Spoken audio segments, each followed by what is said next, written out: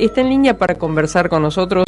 Es como que me quiero tomar un café con un dirigente que, bueno, vivió desde la recuperación de la democracia para acá la política en primera persona, en la piel, con funciones, mirando desde afuera, siempre estando. Es el doctor Federico Storani, es militante de la UCR, abogado, profesor titular de Derecho Político y fue ministro del Interior, diputado nacional, entre tantas otras cosas. Federico, buen día, gracias por atendernos. ¿Qué tal? Buenos días, un gusto para mí. Gracias.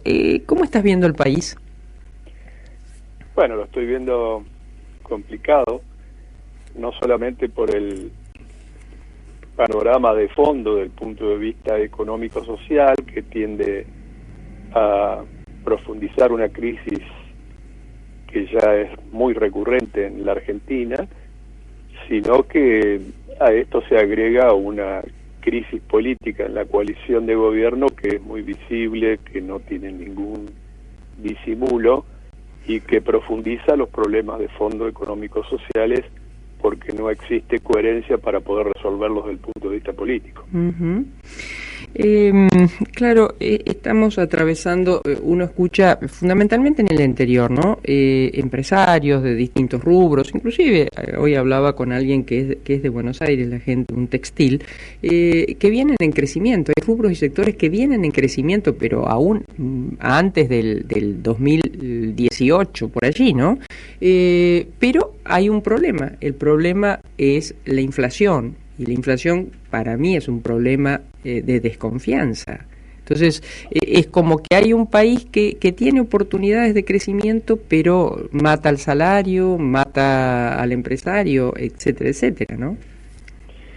Es muy cierto. Alguna vez lo hemos conversado, y yo digo que existen algunos rubros, algunos temas donde el gobierno podría destacar. Uno de ellos es una mayor actividad económica que es visible. Este testimonio que te da este señor textil es muy cierto, pero también podríamos decir otras industrias extremadamente importantes que tienen un efecto de derrame en toda la sociedad, como construcción y metalmecánica, por ejemplo. Han tenido un crecimiento incluso en niveles superiores a la prepandemia, es decir, que ya están en niveles superiores. Pero, como dice un vecino, no le luce el jardín. No le luce ¿por qué? Sencillamente porque al tener tanto conflicto político, se boicotean a sí mismos. Y esto genera un círculo vicioso de desconfianza. Y este círculo vicioso de desconfianza, por supuesto que hay factores objetivos. El gobierno permanentemente alude y trae al presente, cosa que es cierto, la cuestión de la guerra entre Rusia y Ucrania, que es un factor que ha llevado incluso a países muy estables a tener incipientes formas de inflación. Pero el gobierno ya tenía, mejor dicho, la Argentina ya tenía inflación desde antes, que se ha ido profundizando y ya que se ha convertido en un problema endémico, porque se arrastra por mucho tiempo. Y al no haber una coherencia desde el punto de vista político, genera desconfianza y por lo tanto eso genera a su vez más inestabilidad en todos los actores, ¿no? ¿Y cómo andamos por la oposición? Porque, a ver, recién vos decías algo así como que hay una crisis política de la coalición gobernante sin disimulo, ¿no? No muestran exactamente lo que les ocurre. Y la oposición, me parece, pero me gustaría escucharte, no está tomando eso como, bueno, ojo con esto no debiéramos hacer.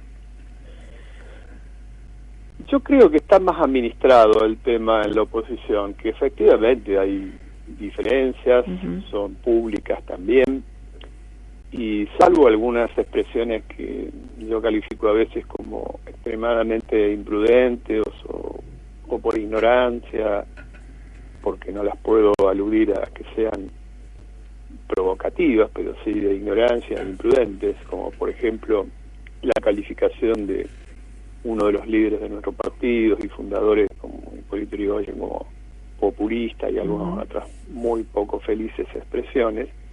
Del expresidente Macri. De Macri, por caso, que obliga, resulta imposible quedarse callado. Primero por el desacierto, por la ignorancia, por el contexto en el cual lo dijo, por el hecho de ser absolutamente falso y descalificativo, porque lo dijo en un tono peyorativo, de disminución de la calidad de estadista que en su momento tuvo Irigoyen. Es imposible permanecer callado.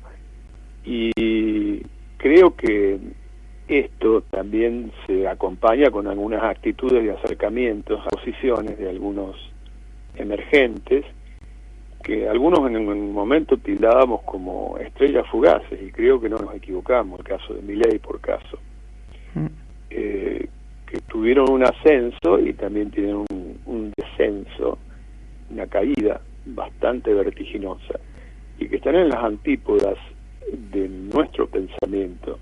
No es una cuestión personal, es una cuestión ideológica, si se quiere, por valores, por creencias. Claro, por ahí me detengo. La cuestión es ideológica. Entonces me pregunto, porque creo que en definitiva en la coalición gobernante también hay cuestiones ideológicas que llevan a esta crisis política sin disimulo, tomando textualmente tus palabras. Cuando el tema es ideológico, como también en la coalición opositora, no es lo mismo lo que piensa Macri y Bullrich que lo que podés pensar vos o Morales o Manes, me parece. Digo, ¿cómo se soluciona esto? Bueno, yo decía que el tema no era tan grave porque nosotros vamos de cara a la sociedad a administrar nuestro conflicto en las primarias abiertas, simultáneas y obligatorias, que es una ley de orden público. Y no tenemos en este momento responsabilidad de gobierno. Claro, eso sí. Sean ahí elegidos, serán los que tengan la responsabilidad de conducir. Está clarísimo que se sabrá apreciar que existen esas diferencias, que no son de todas maneras tanto como las que existen con el caso de Milei, que es un negador del cambio climático, que niega la agenda de género, que plantea mercaderes de órganos, porque ni siquiera lo puedo calificar que las leyes del mercado puedan regular la situación de órganos, que sea venta libre de armas, y en la última perla, esto que dijo en Colombia, que es realmente hasta agresivo para el sentimiento argentino, como su admiración por Margaret Thatcher, que algunos de nosotros identificamos como una criminal de guerra, porque ordenó el hundimiento del crucero General Belgrano cuando este barco estaba fuera de la zona de exclusión, solo para hundir el plan de paz que llevaba adelante en ese momento el presidente del Perú, Fernando Belaúnde Terry. Por lo tanto, las diferencias son ahí abismales. ¿Votarías a Macri si las PASO así lo determinan?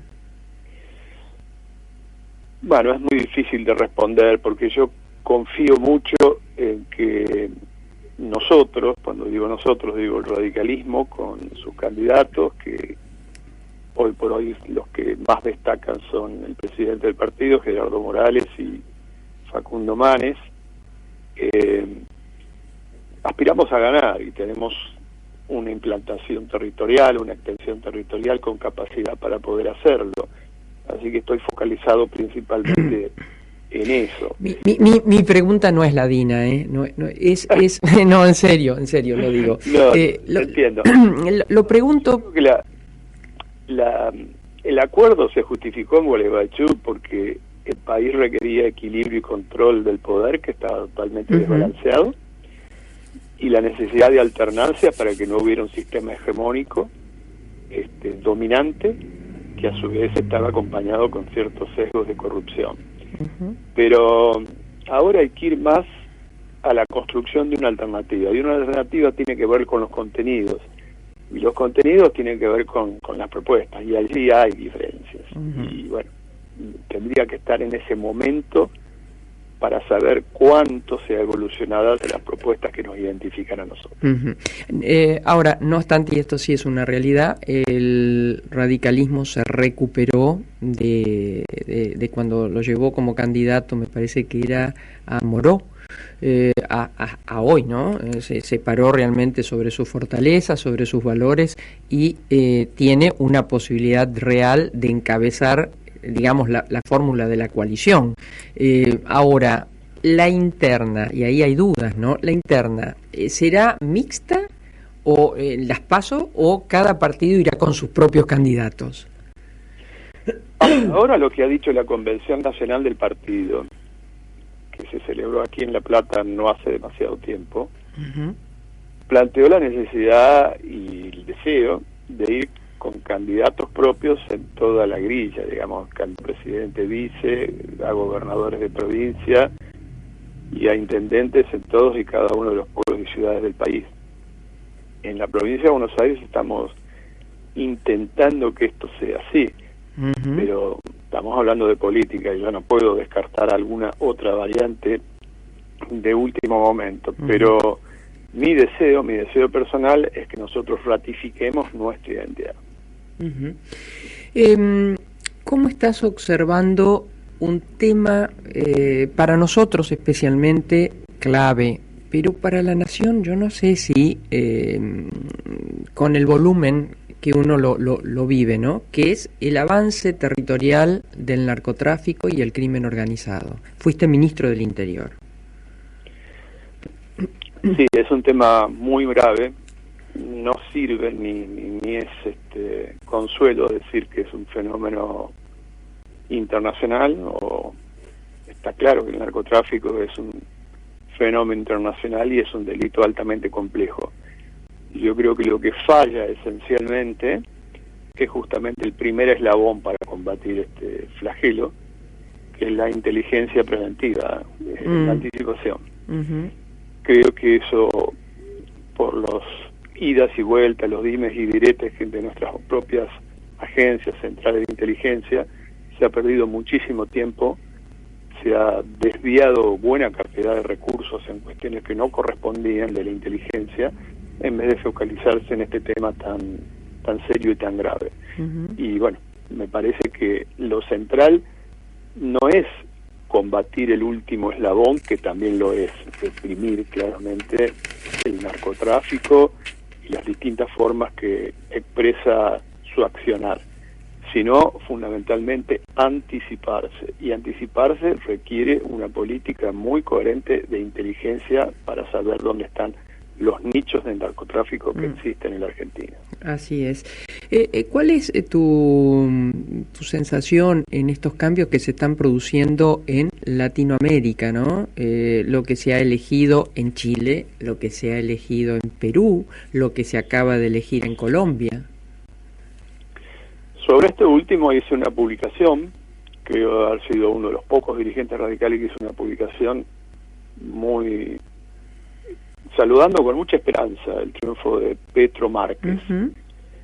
Y porque yo tomo como una continuidad histórica que aquel histórico asesinato en su momento de Jorge Gaitán, líder liberal que estaba llamado a ser presidente de la nación, nunca esclarecido, fue lo que abrió una ola de violencia interminable justamente en un país de un volumen muy importante como es Colombia.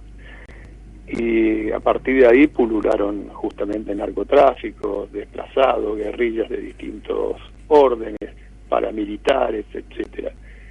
Y la legitimidad de origen que tenían todos los gobiernos, que muchas veces se mostraban como modelo, que no eran modelo de nada, era inferior al 40% de la votación general del país, es decir, bajísima legitimidad de origen.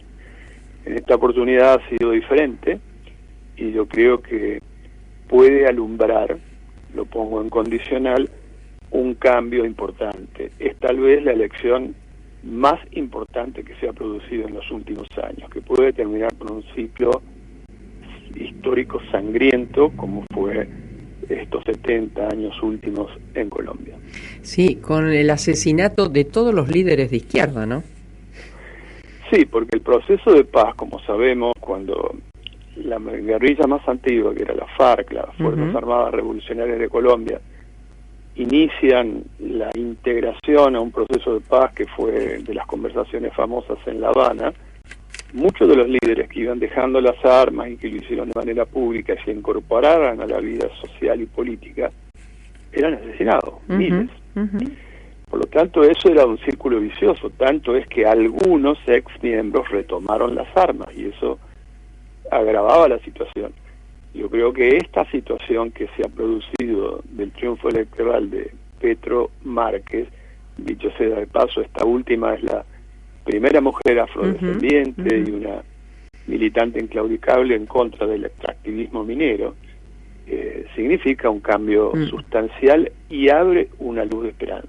Insisto, no es que crea que está todo hecho, porque es una situación muy compleja, pero no hay duda que es el proceso electoral más significativo de los últimos años. En la última, estoy conversando con el doctor Federico Storani. Estos procesos, un Boric en Chile que nace de una revuelta estudiantil, en el caso de Petro, no, fue alcalde de Bogotá, o su opositor que venía también, el de la derecha, que finalmente venció Petro, venía con actividad como senador, es decir, pero o el propio Perú. Tengo la sensación que son llamados de atención de un electorado harto de la política tradicional que no representa su agenda. Milei pareciera que está mostrando eso. ¿Crees que la política argentina, la tradicional, lo está atendiendo antes de llegar y entendiendo antes de llegar al 2023? No, creo que es una buena observación. Solamente tengo un matiz. Yo creo que Milei expresa lo contrario. Fíjate que Milei justamente la última semana antes de las elecciones en Colombia fue a apoyar al candidato que perdió, a Hernández, que también se presentaba como un outsider, pero no lo era. No lo era. Porque había sido alcalde, intendente de Bucaramanga, que es también una población muy importante del interior de Colombia, así como Petro fue alcalde de Bogotá, y sí expresaba un poco más de lo mismo, sobre todo desde el punto de vista económico-social, lo que en su momento se mostraba como el modelo neoliberal exitoso de Colombia, pero con un nivel de exclusión y de violencia inmenso. Yo creo que la oleada, ahí sí podemos hablar de una cierta oleada, se expresa más para reivindicaciones con mayor sentido social, tanto en Chile, en Bolivia, en el Perú, muy probablemente ahora con el regreso de Lula al poder en Brasil, y también con lo de Colombia. Por lo tanto, esto es lo que me alienta a decir, el radicalismo tiene que volver un poco a su identidad, que es una identidad más socialdemócrata moderna, fuertemente democrática, republicana, pero socialdemócrata, con alto nivel de sensibilidad social. Federico, muchísimas gracias, un cariño muy grande. Bueno, muchas gracias, a disposición. Gracias. El doctor Federico Storani, militante de la UCR y abogado, profesor de Derecho Político y también fue ministro del Interior, diputado nacional.